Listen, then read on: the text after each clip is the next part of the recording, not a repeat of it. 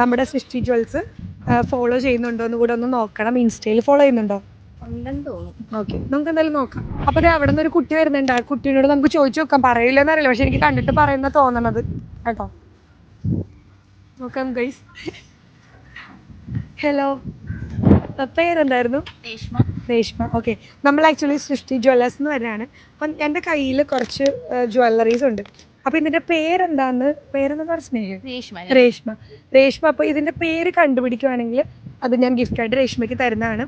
അപ്പോൾ അതിന് മുന്നേ ചാലഞ്ചിലേക്ക് പോകുന്നതിന് മുന്നേ നമ്മുടെ സൃഷ്ടി ജ്വൽസ് ഫോളോ ചെയ്യുന്നുണ്ടോ എന്ന് കൂടെ ഒന്ന് നോക്കണം. ഇൻസ്റ്റയിൽ ഫോളോ ചെയ്യുന്നുണ്ടോ? ഓക്കെ, നമുക്ക് എന്തായാലും നോക്കാം. ഓക്കെ, ഇതല്ലേ? അതെ ഒന്ന് കാണിക്കാമോ? ഫോളോ ചെയ്യുന്നുണ്ട് കേട്ടോ കുട്ടി. ഓക്കെ, അപ്പോൾ എന്തായാലും നമുക്ക് ഗെയിമിലേക്ക് പോയാലോ. അപ്പോൾ ഇതിൽ കുറച്ച് ജ്വല്ലറീസ് ഉണ്ട്. എന്തായാലും ഒന്ന് നോക്കി നോക്ക്, ഏതാ പറയാൻ പറ്റുന്നതെന്ന് അറിയില്ല. ഇത് താമരമാല അല്ലേ? ഇത് പാലക്കാമലയുടെ ഒരു മോഡല്. ഇത് മാകാമാല. ഇത് താമരമാലയുടെ വേറൊരു മോഡലാണ്. കുട്ടി മറ്റേ ഇങ്ങനെ ഇരുന്ന് കറക്റ്റ് ആയിട്ട് പറഞ്ഞുകൊണ്ടിരിക്കുക. പക്ഷെ എല്ലാം പറഞ്ഞത് കറക്റ്റ് ആണ് കേട്ടോ. ഇത് താമരമാലയാണ്, ഇത് പാലക്കാമല.